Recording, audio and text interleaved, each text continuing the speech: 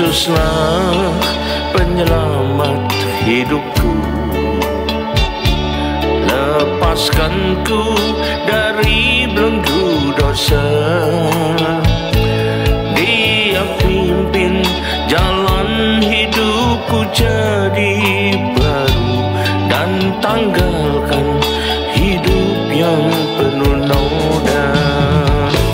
Yesuslah penyelamat hidupku, lepaskan ku dari belenggu dosa. Dia pimpin jalan hidupku jadi baru, dan tanggalkan hidup yang penuh noda. Engkaulah jalan kebenaran dan hidup, untuk dapat sampai kepada Bapa. Ku sembah dan ku muliakan namamu, Yesuslah Tuhan dan Rajaku.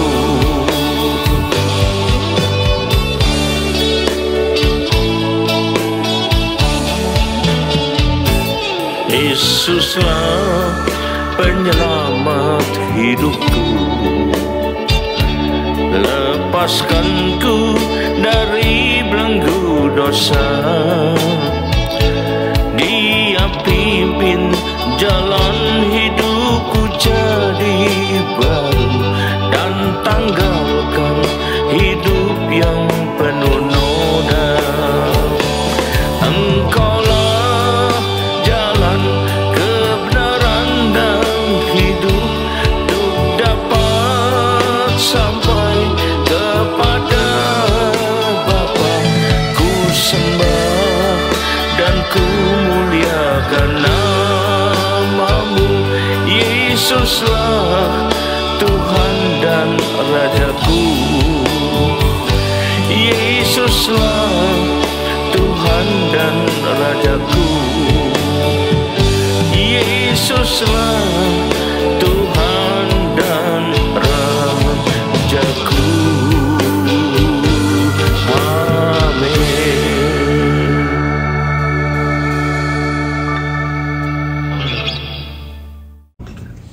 Shalom, selamat berjumpa kembali saudara-saudara kasih Tuhan. Mari kita persiapkan diri kita untuk segera masuk dan menerima firman Tuhan. Sebelumnya marilah kita berdoa. Terima kasih Tuhan, kami umat-Mu siap menyambut firman-Mu. Karena itu urapilah kami semua. Urapi juga hamba-Mu yang akan menyampaikan firman ini, agar firman ini tidak kembali dengan sia-sia, tapi boleh tumbuh dalam hidup kami dan menghasilkan buah yang baik dan berlipat ganda, yaitu sampai 30 kali, 60 kali, dan 100 kali ganda. Dan berikanlah pada kami semua Tuhan urapan roh, hikmat, dan wahyu daripadamu, agar kami semua boleh menangkap dan mengerti firman-Mu ini dengan baik dan benar, yaitu tepat seperti apa yang Kau maksudkan pada kami semua. Terima kasih Tuhan, kami siap sambut firman-Mu hanya dalam satu nama yang berkuasa, yaitu namamu Tuhan Yesus Kristus. Haleluya, amin. Nah, sekali lagi shalom dikasih Tuhan. Mari kita persiapkan diri kita untuk menyambut firman Tuhan. Tema dari firman Tuhan pada saat ini saya pilihkan dipertemakan bujukan ataupun godaan dari si jahat. Nah, bujukan atau godaan dari si jahat. Nah, firman Tuhan sudah mengingatkan kita semua agar kita perhatikan bahwa ya kita bisa baca di Matius 26 ayat 41. Matius 26 ayat 41. Mari kita lihat. Matius 26:41. Nah, dikatakan firman Tuhan, berjaga-jagalah dan berdoalah supaya kamu jangan jatuh ke dalam pencobaan. Karena disebutkan roh memang penurut, tetapi daging lemah. Nah, kita masih hidup dalam daging, kita tahu bahwa itu lemah ya. Jadi karena itu perlu berjaga-jaga terus ya. Perlu berjaga-jaga kita itu ya. Mari kita perhatikan berikutnya ya. Jadi kita harus berjaga-jaga dan juga berdoa agar kita kenapa? Supaya tidak jatuh dalam godaan, pencobaan ataupun bujukan si jahat ya. Karena si jahat itu selalu berusaha untuk menyerang kita ya, untuk mencoba menjatuhkan kita. bukan dengan serangan langsung, serangan frontal, tapi kebanyakan juga dengan menggunakan kebalikan, kelicikannya, yaitu dengan apa? Godaan atau umpan yang diberikan atau pancingan yang diberikan. Nah, itu juga yang diberikannya pada Adam dan Hawa, termasuk waktu dia bicara dengan Hawa ya. Kita bisa lihat kenapa sampai Hawa yang begitu jatuh dalam dosa begitu besar ya, sehingga kehilangan segala kemuliaan manusia ini. Kita lihat Kejadian 3. Firman Tuhan mengatakan, adapun ular yang paling cerdik dari segala binatang di darat yang dijadikan oleh Tuhan Allah. Ular itu berkata pada perempuan itu, tentulah Allah berfirman, semua pohon dalam taman ini jangan kau makan buahnya, bukan? Nah, ini pertama ya, menyelewengkan, menyimpangkan pesan daripada Tuhan. Lalu saat perempuan itu kepada ular itu, buah pohon-pohonan dalam taman ini boleh kok kami makan, tapi tentang buah pohon yang ada di tengah-tengah taman, Allah berfirman, jangan kamu makan atau kamu raba buah itu, nanti kamu akan mati. Tapi ular itu berkata kepada perempuan itu, sekali-kali kamu tidak akan mati. Nah, ini dibohongi lagi ya, sekali-kali kamu tidak akan mati. Apa yang dikatakan Tuhan adalah ya dan amin. Jadi nggak bisa dibantah, nggak bisa diputer-puter, nggak bisa dibelit-belitkan. Nah, ini tapi upaya si jahat. Tetapi Allah mengetahui kok, katanya, bahwa pada waktu kamu makannya, matamu akan terbuka dan kamu akan menjadi seperti Allah, yaitu tahu tentang apa yang baik dan jahat. Maka perempuan itu setelah ini tergodalah dia, terbujuklah dia. Sehingga kalau orang sudah terbujuk, maka matanya melihat bahwa buah pohon itu baik untuk dimakan dan sedap kelihatannya. Jadi jangan percaya hanya apa yang dipandang mata, karena apa yang ada dalam diri kita itu menentukan apa yang kita pandang pendapatnya. Kalau kita sudah tergoda oleh bujukan si jahat, maka apa yang sebenarnya tidak baik pun akan menjadi kelihatannya baik. Apa yang baik menjadi kelihatannya malah nggak baik, gitu ya. Berubah semua, tergantung dari bagaimana dalam diri kita. Maka perempuan itu melihat bahwa buah pohon itu baik untuk dimakan dan sedap kelihatannya bagi dia waktu itu yang sudah tergoda, terbujuk oleh si jahat. Lagi pula pohon itu menarik hati karena memberi pengertian. Nah, ini menarik hati. Kenapa bisa tertarik dia? Karena dia sudah jatuh dalam godaan si jahat. Lalu ia mengambil dari buahnya yang dilarang itu dan dimakannya dan diberikan juga kepada suaminya yang bersama dengan dia, dan suaminya pun memakannya. Nah, ini ya jatuhnya manusia dalam dosa karena godaan, karena umpan, karena pancingan, tipuan, bujukan daripada si jahat ya. Tipuan berikutnya ya, kita bisa lihat, atau kecohan berikutnya kita lihat pada 2 Samuel 11 ayat 1 sampai 26. Tidak usah kita baca semua, kita lihat saja ya, intinya saja. 2 Samuel 11 ayat 1 sampai 26. 2 Samuel 11 ayat 1 sampai 26. Ya, ini ya godaan yang muncul, ya, tipuan yang muncul, kecohan yang muncul. Nah, ini kira-kira kita sudah tahu semua. Cerita tentang Daud dan Batseba. Pada pergantian tahun, pada waktu raja-raja biasa maju berperang, maka Daud menyuruh Yoab maju beserta orang-orangnya dan seluruh orang Israel. Mereka memusnahkan Bani Amon yang mengepung kota Raba, sedang Daud sendiri tinggal di Yerusalem. Ayat 2. Sekali peristiwa pada waktu perang, ketika Daud bangun dari tempat pembaringannya, lalu berjalan-jalan di atas sotoh istana, tampak kepadanya. Nah, tampak kepadanya hasil apa yang tampak penilaiannya ini tergantung dia sudah terkecoh, tergoda oleh iblis enggak ya. Dari atas sotoh itu seorang perempuan sedang mandi. Perempuan sangat elok rupanya. Jadi kalau kita tergoda oleh si iblis, begitu kita melihat perempuan mandi langsung terpikat. Padahal perempuan mandi banyak di mana-mana. Bahkan zaman dulu di sungai banyak perempuan mandi, lewat ya biasa aja gitu loh. Tapi kenapa bisa terpikat? Nah, ini karena sudah tergoda, terbujuk oleh si iblis ya. Lalu Daud menyuruh orang bertanya kepada perempuan itu, dan orang itu berkata, itu adalah Batseba binti Eliam, istri Uria orang Het itu. Udah diberitahu ini bininya orang loh nih, tapi masih aja terpikat. Kenapa? Udah tertutup semua mata hatinya karena godaan, bujukan dari si iblis itu. Jadi kalau kita kena godaan, bujukan oleh si iblis, maka apapun yang sebelumnya itu biasa aja buat kita, tidak akan buat kita jatuh dalam dosa, bisa dengan mudah buat kita jatuh dalam dosa. Makanya perlu berhati-hati dan berjaga-jaga ya di sini ya. Perlu kita berhati-hati dan berjaga-jaga. karena itu yang senjata bisa membuat Daud jatuh dalam dosa. Yang pertama begitu ya. Nanti kita lihat lagi berikutnya. Nah, terutama bila kita tidak bisa bertahan, tidak bisa mematahkan serangannya yang menakutkan itu, maka kemudian kita jatuh dalam serangan yang frontal. Tapi kalau kita bisa bertahan, misal terhadap serangan-serangan fisik lah, serangan-serangan keadaan lah, kelihatan, nah yang mulai bergerak dengan bujukan dan cobaan hasutannya ya, pasti iblis tetap akan mencoba, tidak akan pernah menyerah kalah dia dengan cara licik seperti itu. Nah sekarang apa saja tawaran dan bujukannya itu yang kita perlu tahu supaya kita bisa jaga jai. Yang pertama, bentuknya gimana, rupanya bagaimana, dalam bentuk apa? Pertama, bujukan untuk tidak bertahan atau setia sampai akhir, untuk tidak bisa, tidak mau, merasa tidak enak, merasa rugi kalau bertahan sampai akhir, sehingga akhirnya tidak bisa bertahan sampai akhir atau tidak setia sampai akhir ya. Mau sampai kapanpun kamu katanya begini-begini terus, sampai kapanpun kamu mau setia, kan begini-begini terus katanya, buat apa? Nah, di sisi lain Tuhan ingin kita sudah bisa bertahan sampai akhir, setia sampai akhir. Itu dituliskan kita Wahyu 2 ayat 10 untuk bisa memberikan upah kepada kita, memberikan reward kepada kita. Jadi bertentangan. Tapi iblis buat apa kalau sampai sekarang masih menderita kok mau setia terus loh? Padahal setia sampai akhir kata Tuhan yang diinginkan ya. Wahyu 2 ayat ke-10. Ini pesan Tuhan kepada malaikat, pesan firman Tuhan kepada malaikat jemaat di Smyrna ya. Ayat 10. Jangan takut terhadap apa yang harus engkau derita. Jadi kadang-kadang memang kita diharuskan untuk masuk dalam derita. Untuk apa? Kita bisa digembleng, dilatih untuk setia sampai akhir. Sesungguhnya iblis akan melemparkan berapa orang dari antaramu ke dalam penjara, supaya kamu dicobai ya, dan kamu akan beroleh kesusahan selama 10 hari. Kalau kata 10 hari berarti bukan sebentar, tetapi juga tidak selama-lamanya. Hendaklah engkau setia sampai mati, sampai akhir hidupmu kau pertahan kesetiaanmu. Maka atau dan aku kata Tuhan akan mengaruniakan kepadamu mahkota kehidupan. Kalau ditanya siapa mau terima mahkota, hampir semua angkat tangan. Tapi siapa mau bertahan setia dan cerita sampai akhir? Nah, masih toleh-toleh kiri kanan. Siapa yang angkat tangan ya?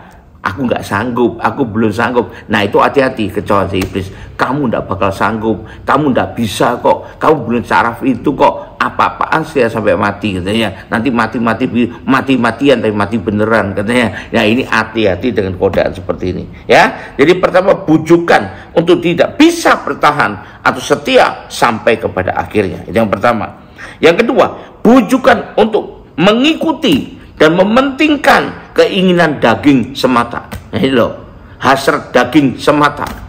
Wajar kan Pak, kita ini manusia Pak, punya keinginan, punya nafsu, wajar untuk kita penuhi, kita ikutilah, wajar terus. Itu bisikan si jahat itu, hati-hati ya. Tuhan bilang tanggalkan semua keinginan dagingmu, hawa nafsumu.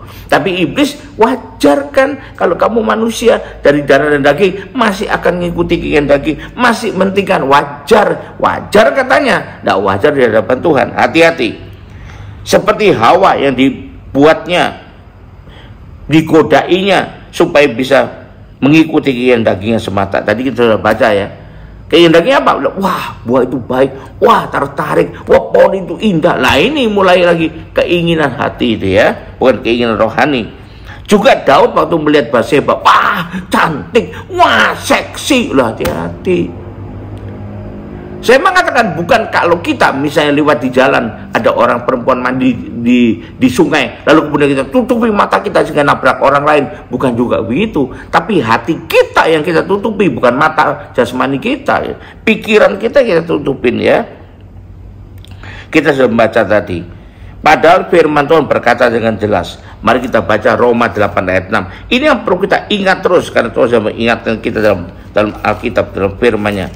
Di Roma 8 ayat 6. Kalau kita mengikuti keinginan daging semata ya, hati-hati. Itu keinginan dunia namanya. Roma 8 ayat 6. Karena keinginan daging adalah maut, artinya membuahkan maut di sana dikatakan ya. Tapi keinginan roh yang didorong oleh roh, dipimpin oleh roh adalah hidup dan damai sejahtera. Nah, ini kita harus tahu. Lalu ayat 7 mengatakan, sebab keinginan daging itu ada perseteruan, permusuhan dengan Allah, karena ia tidak takluk pada hukum Allah. Hal ini memang tidak mungkin baginya, ya. Mereka yang hidup dalam daging, ayat 8, tidak mungkin berkenan kepada Allah. Kita baca lagi di Galatia 5 ayat 17 dan 24. Dengan jelas Tuhan memperingatkan kita dan menyadarkan kita. Galatia 5 ayat 17 dan 24.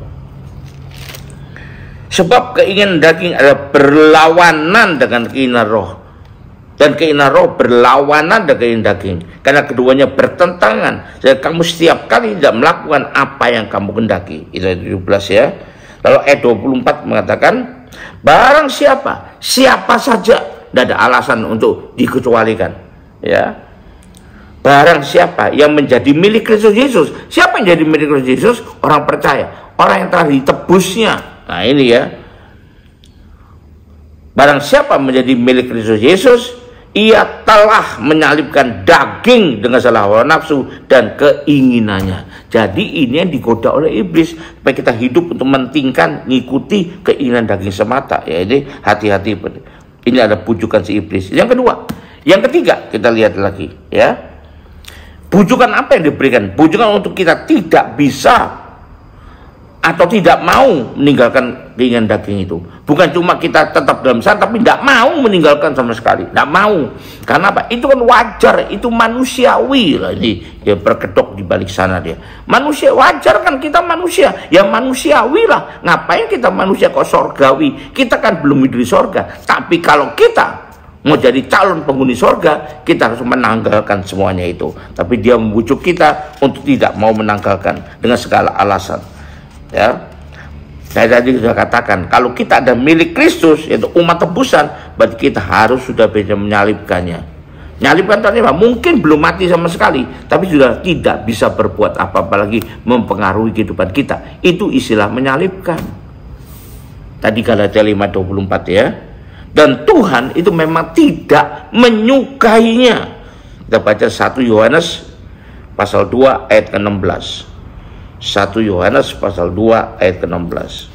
Sebab semua yang ada dalam dunia, yaitu keinginan daging dan keinginan dunia, yaitu keinginan daging dan keinginan mata serta keangkuhan hidup, bukanlah berasal dari Bapa, melainkan dari dunia, dan dunia ini adalah jahat, dikuasai oleh si jahat. Nah, kita perlu ingat itu. Yang ketiga. Yang keempat, bujukan apa lagi yang dibujuk oleh dia? Bujukan untuk mengikuti, pokoknya apa kata orang. Nah, bujukan untuk ini. Apakah itu orang yang diidolakan, kita idolakan? Apakah orang yang sangat terkenal, ya, diidolakan di dunia? Apakah orang yang ditakuti, orang yang disegani, ya, karena pangkat yang sangat tinggi? Apakah itu orang banyak, ya, yang berupa arus utama mainstream gitu istilahnya, ya, atau kebanyakan orang-orang yang mana aja lah, tapi bukan ngikuti firman, ngikuti mereka. Silakan ngikuti mereka sepanjang itu tidak bertentangan dengan firman Tuhan. Tapi kalau bertentangan firman Tuhan, yang terutama ikuti firman Tuhan, bukan sekedar mengikuti orang, tetapi ingat betul, bukan lalu menyerangnya, memberontaknya, memusuhinya, bukan. Tetapi sudah, ya, lupakan saja, ikuti saja apa kata firman. Itulah yang seharusnya, karena firman yang tertinggi, dan itulah ada kebenaran yang sejati, ya. Yohanes 17 ayat 17 mengatakan, kamu dikuduskan oleh kebenaran. Kebenaran itu apa? Firman Tuhan ialah kebenaran. Jadi firman Tuhan hanya mengajarkan kita untuk hanya mengikuti kebenaran itu sendiri, ya. Bahkan kalau perlu dengan bayar harga. Kenapa orang bayar harga? Biasanya karena membeli. Makanya Amsal 23 ayat 23 mengatakan, belilah kebenaran dan jangan menjualnya. Menjual untuk mendapatkan sesuatu. Jadi kalau kita tidak mengikuti kebenaran untuk mendapatkan sesuatu yang enak rasanya, jangan, kata firman Tuhan. Tapi kamu harus beli, bayar harga di sana, ya. Berani untuk berkorban kalau perlu untuk mempertahankan kebenaran itu. Nah, ini adalah pesan dari firman Tuhan. Nah, itulah antara lain yang dibujukan iblis. Yang terakhir di sini, yang kelima, bujukan untuk lebih mengutamakan materi atau harta. Nah, ini ya, mengutamakan harta. Kalau kita memejamkan mata, yang terbayang cuma uang, duit, lagi-lagi duit. Nah itu loh, money. Nah itu mengutamakan harta, mengutamakan materi. Bahkan dalam berdoa, Tuhan, duit Tuhan, berkat berlipat ganda, beratus-ratus kali ganda, duit sebanyak-banyaknya. Nah, kalau seperti itu, walaupun kita berdoa kepada Tuhan, tapi isinya duit semata. Ya, perhatikan, itu tergolong apa kalau kita begitu? Berarti kita tergolong pada mengabdi kepada Tuhan. Ya, kita baca di Matius 6 ayat 24 yang mengatakan tidak bisa kita mengabdi dua Tuhan. Siapa dua Tuhan itu? Yang pertama Tuhan, mungkin kalau kita orang percaya. Yang kedua Mamon. Nah, ini ayat 24 mengatakan, Matius 6. Ini juru pedekopnya hal mengumpulkan harta.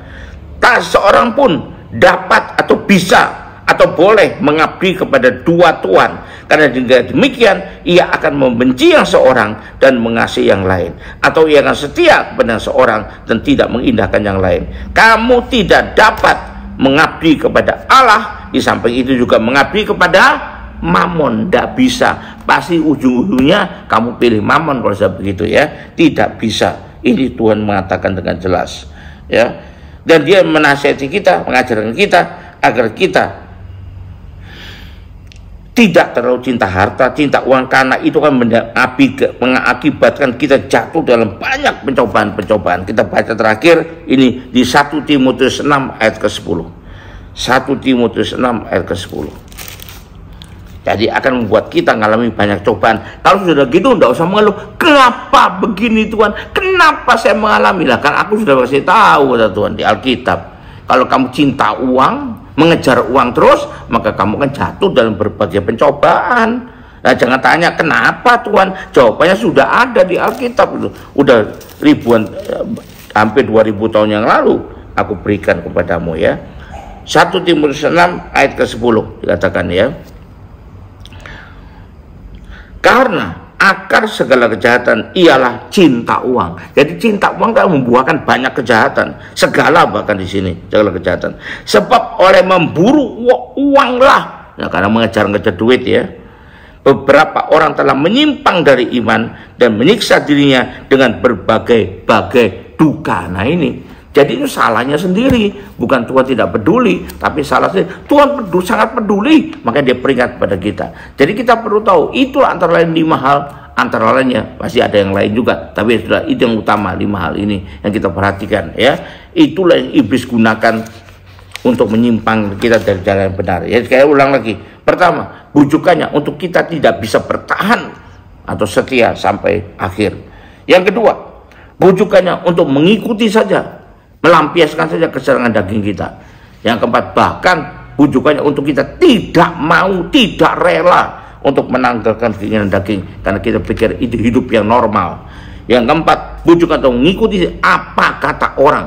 Siapakah orang itu tadi saya jelaskan. Yang kelima, bujukan untuk lebih mengutamakan duit, materi, harta. Jadi kalau ngomong tentang Tuhan cuma satu, datang kepada Tuhan bukan cari Tuhannya, tapi cari berkat yang berlimpah. Nah ini, kalau seperti itu berarti kita mengutamakan materi, harta. Dan itu sudah peringatkan akan mendatangkan penderitaan buat kita semua. Haleluya, puji Tuhan. Mari kita akhiri ibadah ini dengan terima berkat dari Tuhan. Mari angkat kedua tanganmu dan terima berkat dari Tuhan. Kembalilah ke aktivitas masing-masing dengan berkat terbaik dari Allah Bapa di sorga, dengan kasih karunia dan damai sejahtera dari Yesus Kristus Tuhan kita, juga dengan persekutuan, pertolongan, penghiburan, kekuatan, dan terutama urapan yang penuh dengan Roh Kudus, yang berikan kita kesadaran untuk tidak tergoda oleh bujukan, godaan, rayuan, apapun umpan dari si iblis, dan biarlah itu menyertai kita mulai saat ini sampai sepanjang tahun ini, sampai Maranatha, bahkan sampai selama-lamanya. Yang percaya dua tim berkata, sama-sama katakan amin. Tuhan berkati, sampai jumpa. Haleluya.